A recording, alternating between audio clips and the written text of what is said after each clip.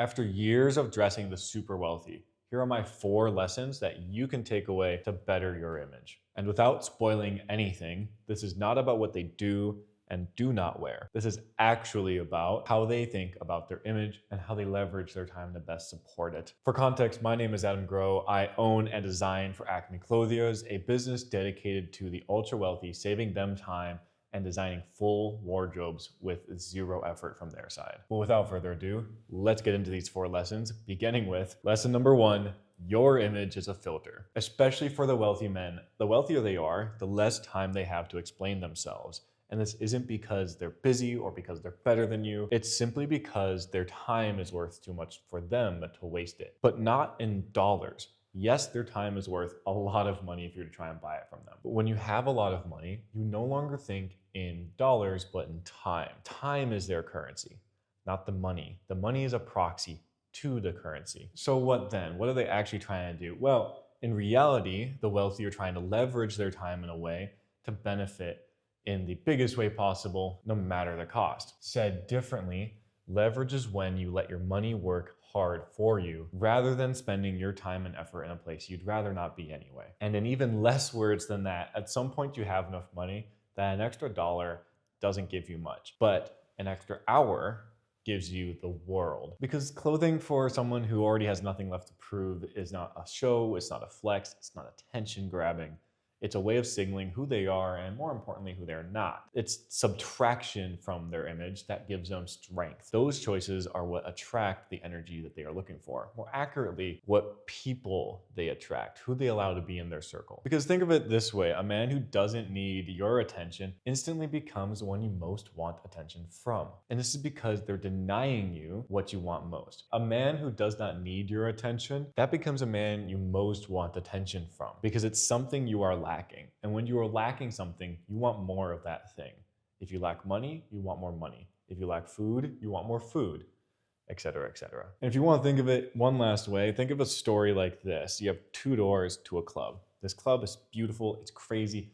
It is where everybody goes who's a mover and a shaker, who has the money and has the time to not be wasted. But you have to make sure you go through the right door. Door number 1, dark amethyst purple. It's simple. It has a brass door handle on it that you shine to a beautiful polish. And it has a doorman wearing a tailored suit, not tight, not boxy, but tailored. Simple, right?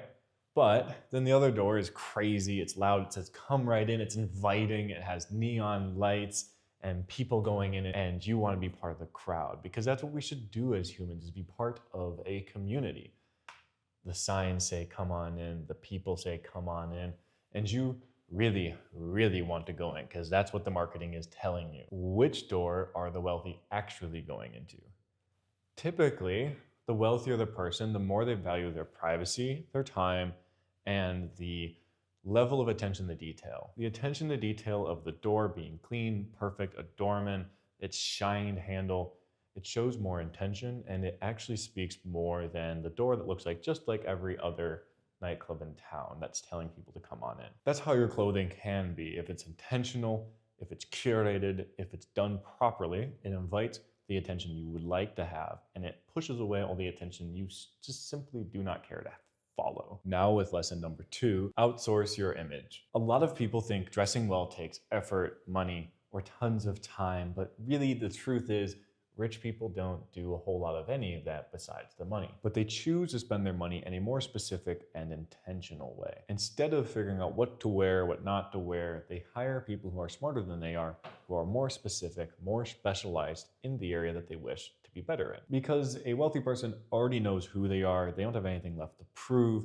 but they do know how they want to look and how they want to feel. But yet they need somebody to help them communicate that and build a closet around this. So that's where someone like me comes in, or even your store's salesman who is a little bit better than most. Because a wealthy person already knows who they are, they know how they want to look, but they don't always know how to communicate this through their image. So what do? They get help. And you might say, so what? What if they get help? I don't need that help, I'm better than that. Are you kidding me? You say you want to win, you say you want to look better and look amazing and not be outclassed, but then you choose not to do what those who win do. It is a rare person who gets their style perfect on the first try, and even then, I would dare you to say that you still, even if it feels perfect, like it did for me years ago, it really isn't perfect because it's evolution. And the only way to increase this rate of learning, the speed of finding yourself, is by having people who are already experienced in doing so, who have spent years doing it. But then you can say, well, I buy clothes that are cheap all the time from brands I like.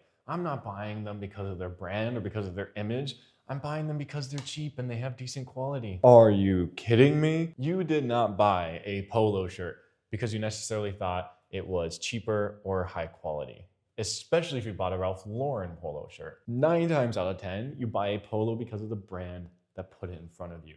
You bought into that brand's image and branding and marketing that communicated a specific image that you wanted to be part of. You trusted that brand's image, their marketing, their style to best complement you. It's just mass scale personal styling. But if you want real attention, then you get a personal stylist who understands you better than a big box brand. Just like the wealthy, who at a certain level are not paying for the clothing, they're paying for the expertise, the time that somebody else has spent on it, and the specialization that they have and encompass and then communicate to their clients. A $10,000 suit is not $10,000 because of what goes into it. It's $10,000 because of the value that is given from the expertise surrounding the garment. Get that through your head. Something that is $10,000 is not $10,000 because of what it is inherently. It is expensive because of what comes with it, the value. If a wealthy person is willing to pay the price of a thing,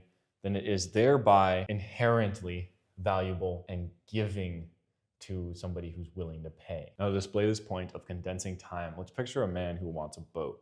He's a wealthy man. He's trying to get back and forth from his island to the mainland and to get work done or whatever. But he doesn't want just any boat. He wants a fast, quiet vessel that seats a fair amount of people, that can dock directly at his dock and is fairly quick. He wants it to look a certain way, to feel a certain way, and to make him feel a certain way. So he starts researching, he starts reading, watching videos, diving into the forums, really burning a lot of time. Eventually, 6 months go by, 2 whole quarters, more than 180 days. Imagine how much productivity he's lost. Imagine how many hours he's lost burning into this project. And guess what? He has no boat. He just has a lot of confused opinions and he doesn't know where to go and he doesn't know what to buy. But funny enough, as he's doing his research, walking along a dock one day, he comes upon a stranger. And this stranger has the perfect boat.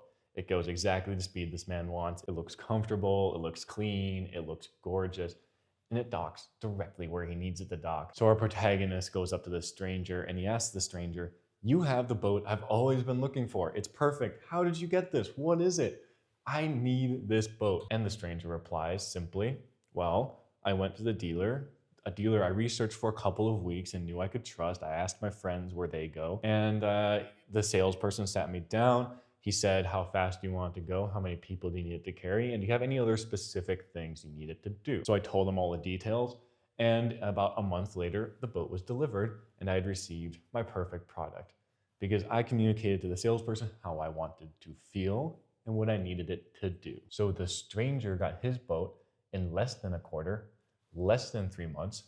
Meanwhile, our protagonist has spent 6 months and still has no boat. That's the value of a consultant or somebody who's already been where you're trying to go. They condense time through giving you a perspective that you have yet to gain. So think of it this way. If you want to sharpen your image, find somebody to learn from. And if you can't find somebody to learn from, pay somebody to teach you. You cannot do anything in this world truly alone without learning from another person. You will not succeed if you try to do everything on your own. Learn from somebody who's already been there and done that. It's effectively the same thing as what a consultant is.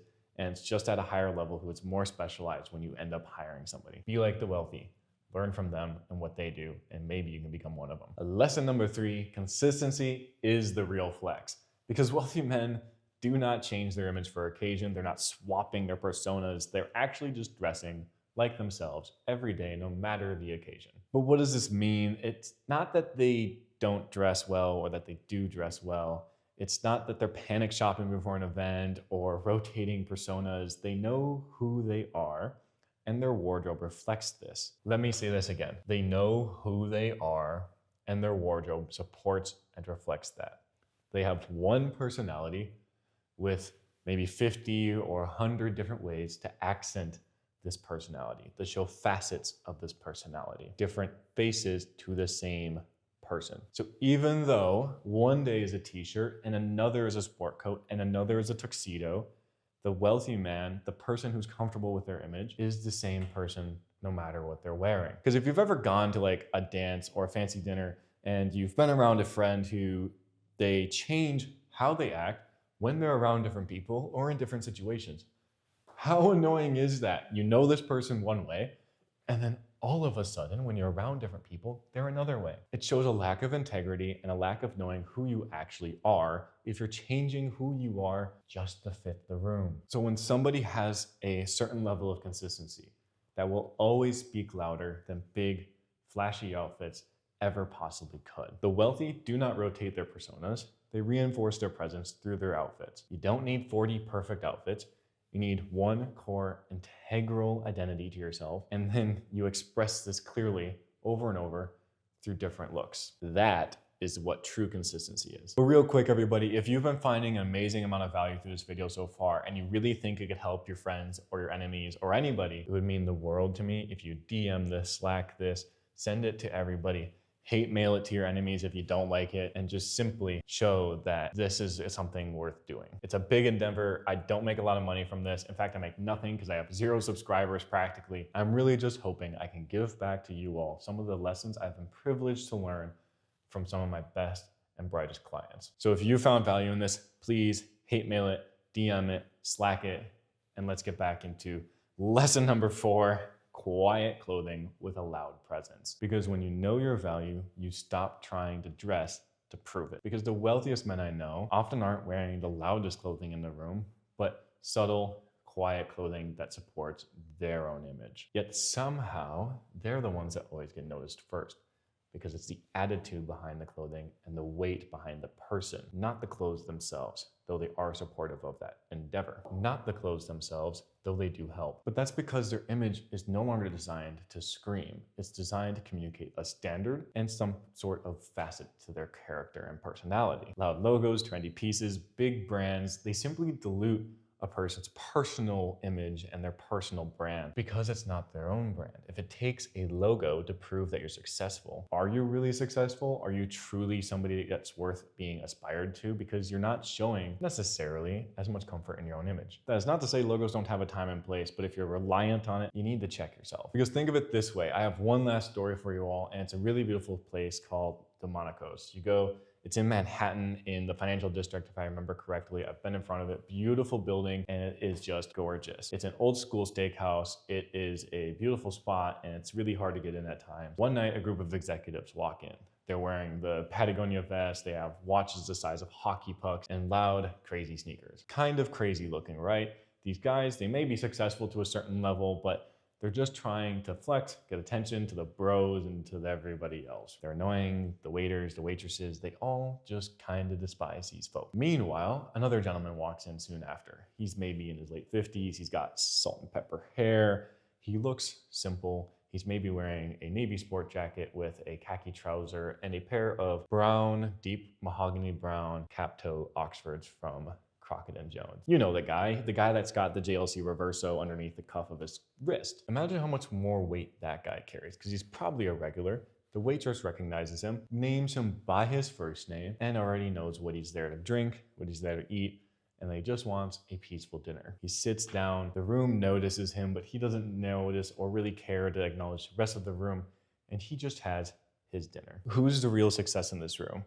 Somebody who the room shifted to him and quieted down, or that group of guys who was obnoxious, loud, and trying to push their flashiness and their success onto everybody else. True, amazing dressing does not come from being the loudest in the room. It comes from carrying the most weight and displaying your personality in a unique and creative way, whether or not you're the one who actually dressed yourself. That's what quiet clothing and a loud presence means. It means let your clothing support who you are, but not become who you are. Lesson number 1, your image is a filter, and it will determine who you either attract or push away, dependent on how you look and feel within your clothing. Lesson number 2 is that your taste can be borrowed from somebody else if you're willing to look at the right people, and you don't have to figure it out on your own. Lesson number 3, consistency wins. You have one personality, the clothings are just accents upon that. And lesson number 4, you should have quiet clothing with a really loud presence. Let the outfit support you, but not outshine you. It's about you.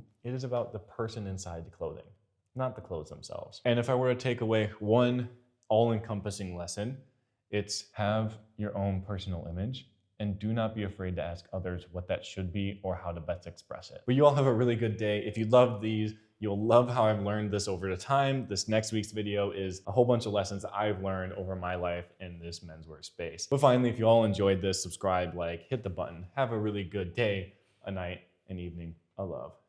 Thank you.